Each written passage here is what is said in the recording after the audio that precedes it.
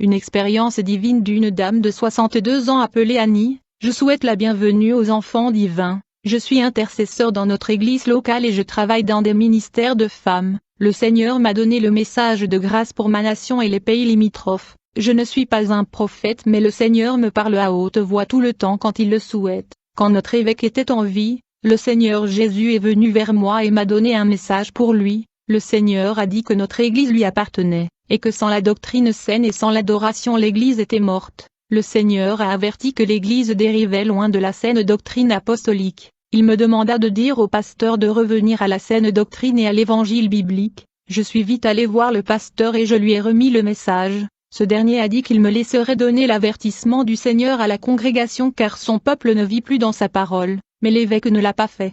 Après sa mort, le Seigneur m'a donné un deuxième message pour le ministère de Bethel, qui est notre Église. Je dormais quand j'ai entendu la voix du Seigneur dire, « La fondation est fausse, ce n'est pas correct. Allez dire au pasteur Moïse qu'il devrait remettre l'ancienne fondation car je ne suis pas là. » J'ai essayé de parler au pasteur mais je n'ai jamais pu le rencontrer. Je veux dire que je n'étais pas autorisé, mais j'ai fait ce que j'étais supposé faire. Notre Église a donc dévié de la saine doctrine. Alors le Seigneur Jésus m'a envoyé prêcher l'Évangile partout dans notre pays et dans les pays limitrophes. Ce jour-là le Seigneur m'a demandé d'obtenir une feuille de papier et il a commencé à énumérer un grand nombre de villages et de petites villes à travers le pays où je devais transmettre le message qu'il m'avait donné. Frère, cette expérience n'était pas dans un rêve, je n'étais ni mort ni endormi en train d'avoir un rêve ou une vision. En fait, ce jour-là, je dormais sur mon lit, tout à coup j'ai entendu quelqu'un me dire, « Annie, réveille-toi ». En fait, je sentais qu'il y avait une main humaine qui poussait mon corps afin de me réveiller.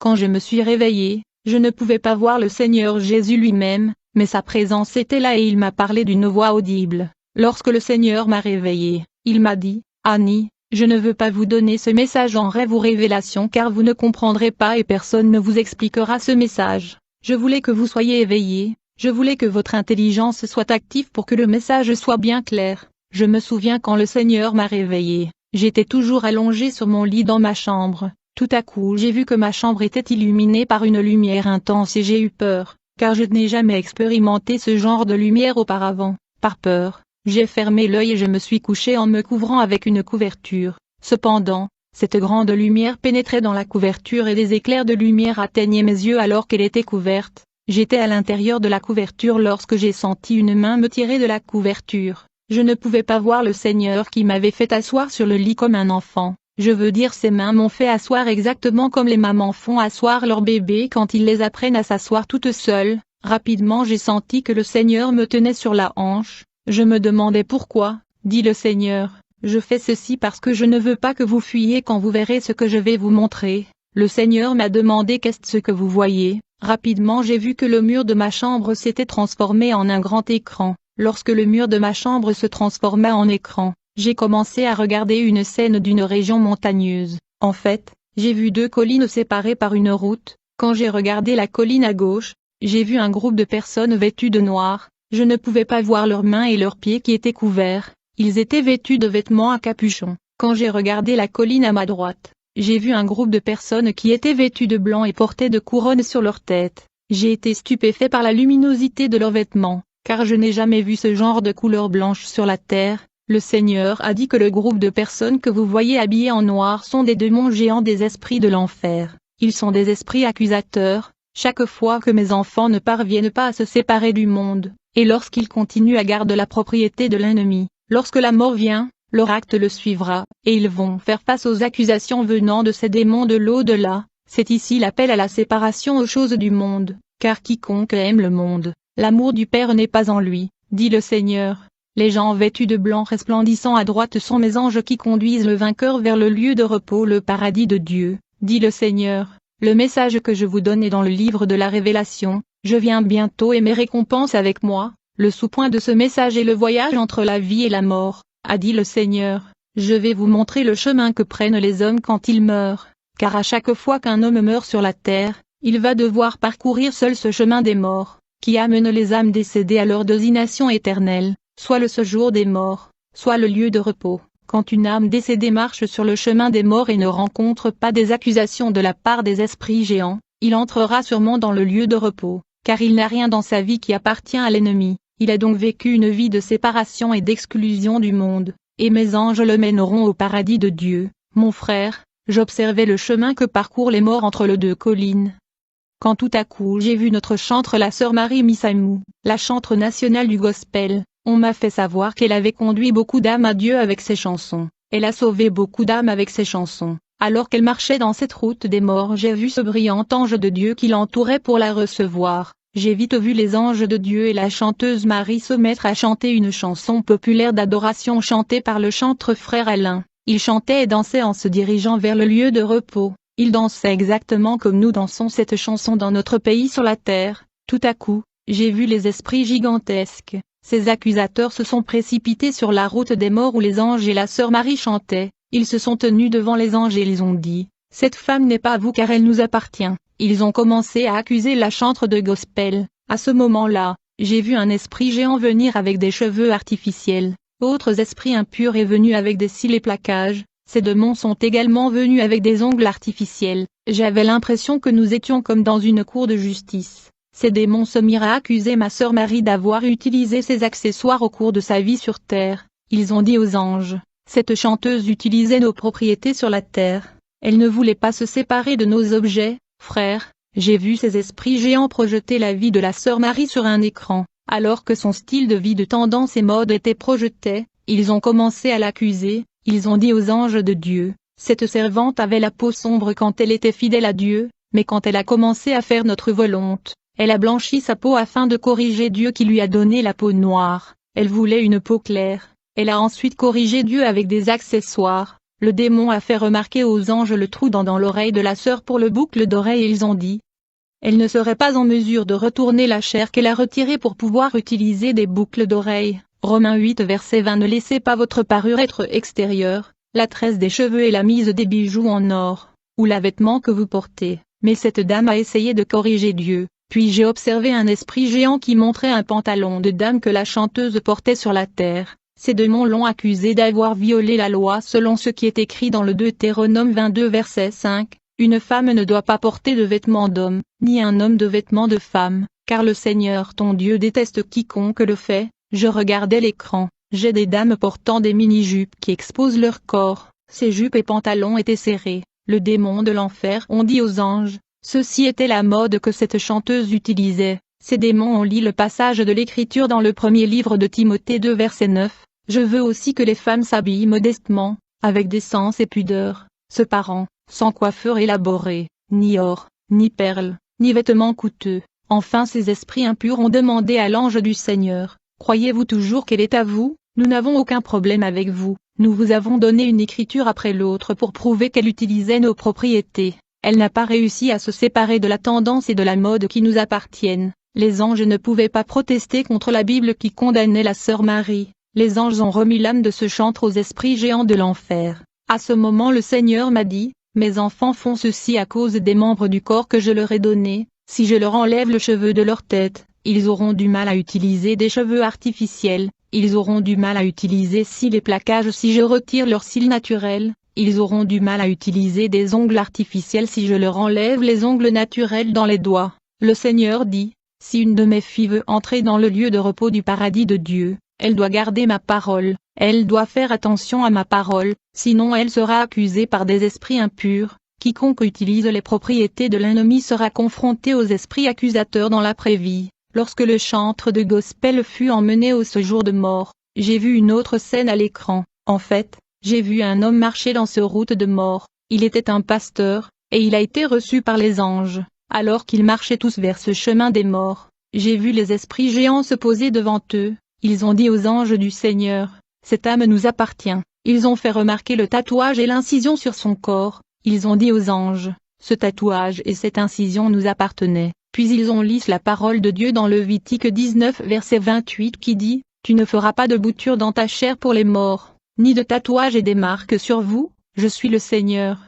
Les anges de l'enfer ont pris ce pasteur et l'ont emmené au séjour de mort. Puis j'ai vu une autre âme décédée marchant sur le chemin des morts. C'était une femme qui était intercesseuse et elle a été reçue par l'ange de Dieu. Mais le démon géant a commencé à l'accuser et à réclamer son âme. Ces démons ont amené un vêtement qui appartient à cet intercesseur. Ils ont dit aux anges de Dieu, Cette dame est censée être le vôtre, mais elle est allée visiter la place d'un médecin autochtone. Ce jour où elle a consulté le médecin autochtone, elle portait ce vêtement particulier, que nous avons ici dans notre disposition comme preuve, car chaque fois que des personnes divines se rendent chez un médecin autochtone et des mystiques, nous gardons la preuve, nous conservons le vêtement qu'elle portait ce jour-là comme preuve de la violation de la loi divine. Nous avons même la date à laquelle cette sœur a visité le mystique. Ces démons sont allés lire Lévitique 19 verset 31. Ne vous tournez point vers ceux qui évoquent les esprits, ni vers les devins, ne les recherchez point, de peur de vous souiller avec eux.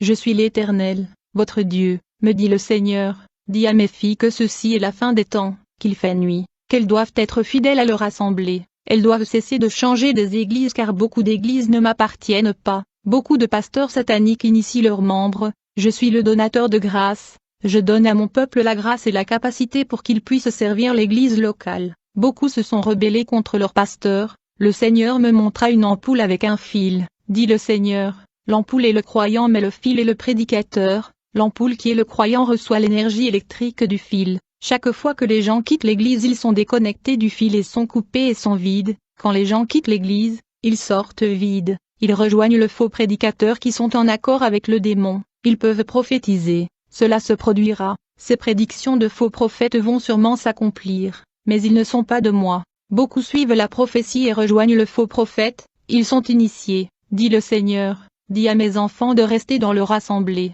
Dis-leur de marcher dans la sanctification, ensuite ils pourront me demander ce qu'ils veulent, je leur révélerai le mystère sur leurs problèmes, s'ils peuvent me chercher je leur parlerai directement ils entendront ma voix, mais beaucoup errent. Hébreux 13 verset 17 Obéissez à vos chefs et soumettez-vous à eux, car ils veillent sur votre âme comme ceux qui doivent rendre des comptes, ne suivez pas les gens qui se rebellent contre leur pasteur, il y a une malédiction sur eux. Puis une nouvelle scène est apparue sur l'écran où j'ai vu des gens assommer un voleur, a dit le Seigneur. Ce voleur n'atteindra pas le lieu de repos car ses actions est évidente, mais il y a des gens qui sont voleurs en termes de mesure et de comptabilité, ils sont malhonnêtes, ce sont des vendeurs qui veulent faire plus de profit et de bénéfices parce qu'ils volent le client. Lévitique 19 verset 36 Utilisez des balances honnêtes et des poids honnêtes, un honnête, je suis le Seigneur votre Dieu qui vous a fait sortir d'Égypte. Le Seigneur a parlé de prêteurs et il m'a donné le Lévitique 25 à 38 Le Seigneur a parlé de la banque Lambert. Puis une scène apparaît sur l'écran,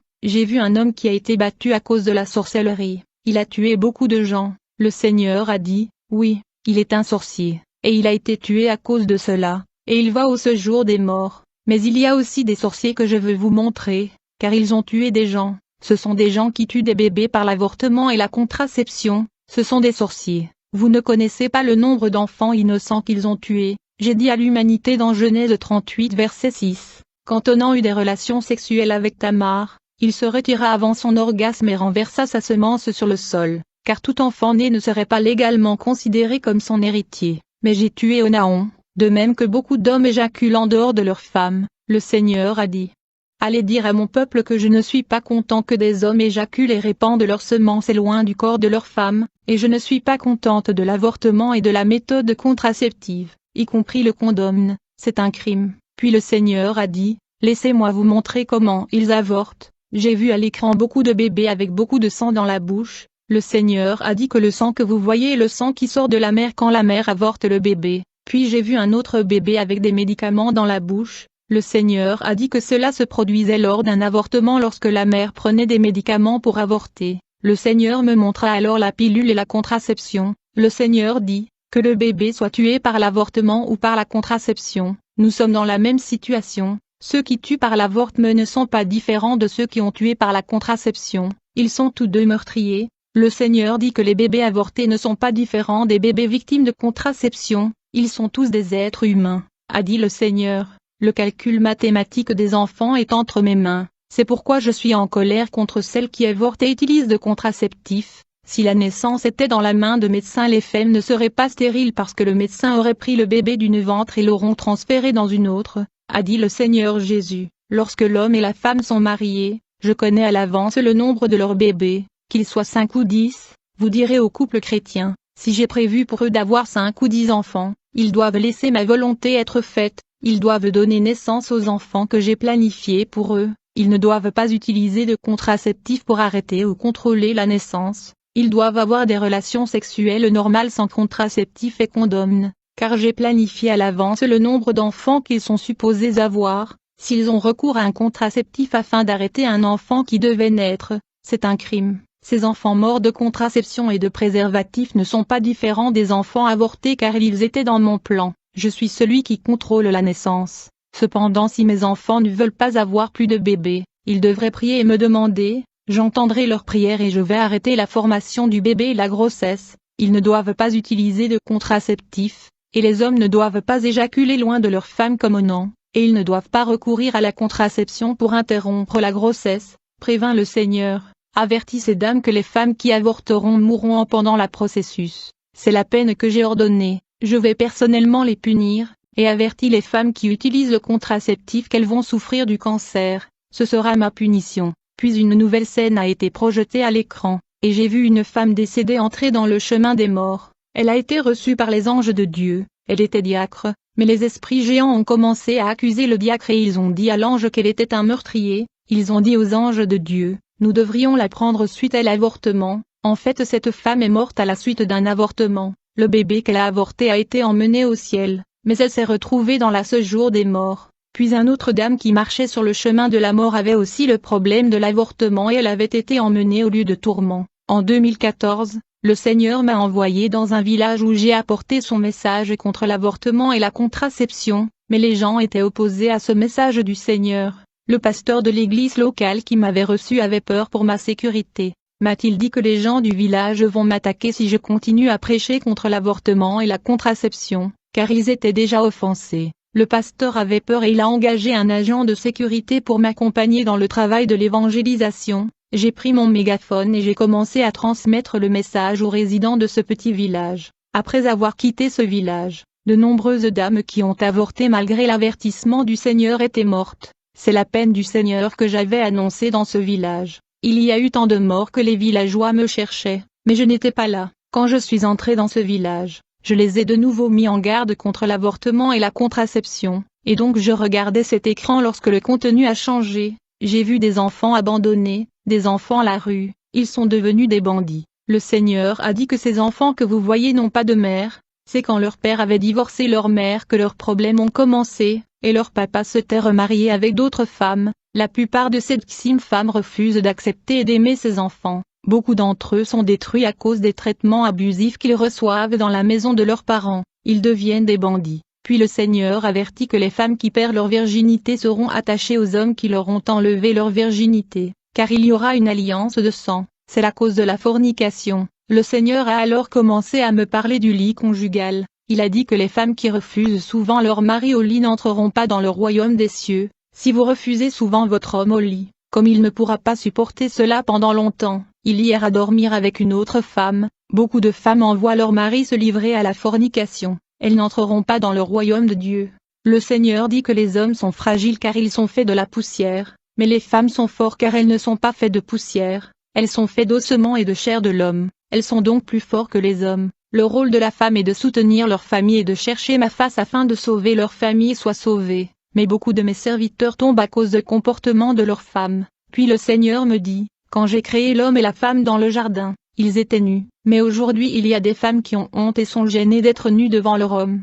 Je veux que l'homme et la femme soient à l'aise même lorsqu'ils sont nus dans leur chambre à coucher. Il y a beaucoup de femmes qui aiment être vêtues même dans le lit. La femme ne devrait pas être couverte quand elle est avec son mari au lit. Une femme devrait apprendre à construire sa maison. Elle doit être d'accord avec son mari au lit. Elle doit gérer sa maison. Genèse 85:2-5. Le Seigneur est allé mettre en garde contre les personnes qui maltraiteraient les orphelins et les personnes qui pillent les orphelins, dit le Seigneur. Je punirai les hommes et les femmes qui dépossèdent l'orphelin et ces hommes mourront et leurs enfants deviendront orphelins. Ceci se passa dans notre ville de Bukavu. Je me souviens d'un homme de Dieu membre de l'armée, et il était aussi un aumônier. Il a été empoisonné dans la ville. J'ai dit Seigneur, pourquoi as-tu laissé ton serviteur mourir alors qu'il est écrit qu'ils prendront un poison et que cela ne leur fera pas de mal? Me dit le Seigneur Annie, vous devez vous taire. Vous ne savez pas de quoi vous parlez. Cet homme a volé l'argent et les biens des orphelins et des veuves et n'a pas avoué. J'étais silencieux quand j'ai entendu cela. Puis le Seigneur m'a dit, te souviens-tu de mon serviteur, le chantre Alain Moloto qui était mort à cause du poison? En vérité le poison ne pouvait pas tuer le chantre Alain Moloto. Il a été empoisonné plusieurs fois, il ne mourrait pas. Ce fut quand il m'a demandé de se reposer que je l'ai laissé mourir. S'il ne m'avait pas demandé de mourir, je ne l'aurais pas laissé mourir. Il est maintenant dans le paradis de Dieu, dans le lieu de repos. Le Seigneur m'a montré un groupe de chantres évangéliques qui ont été utilisés par le gouvernement pour empoisonner ce chanteur, et il y avait du sang dans la main. Puis j'ai vu dans cet écran des gens portant des lourds tonneaux de bière. Le Seigneur a dit que ces gens ne passeront pas vers le lieu de repos à cause de la bière. Habacuc 2 verset 15. Malheur à celui qui donne à boire à ses voisins, en le versant de la peau de vin jusqu'à ce qu'ils soient ivres, afin qu'ils puissent regarder leur corps nu. Isaïe 5 verset 11. Malheur à ceux qui se lèvent tôt le matin pour courir après leur boisson, qui restent debout tard dans la nuit jusqu'à ce qu'ils soient enflammés de vin. Ils ont des harpes et des lyres lors de leurs banquets, des pipes et des timbrelles et du vin, mais ils ne se soucient pas des actes de l'Éternel, ils ne respectent pas le travail de ses mains, dit le Seigneur. Dites à qui que ce soit qui veut changer, la laisse changer. Ceux qui refusent de changer ne doivent pas mourir. Ceux qui ne recherchent pas activement la vie éternelle ne passeront pas la route des morts avec succès. Le Seigneur m'a donné la conclusion Ésée 1,7.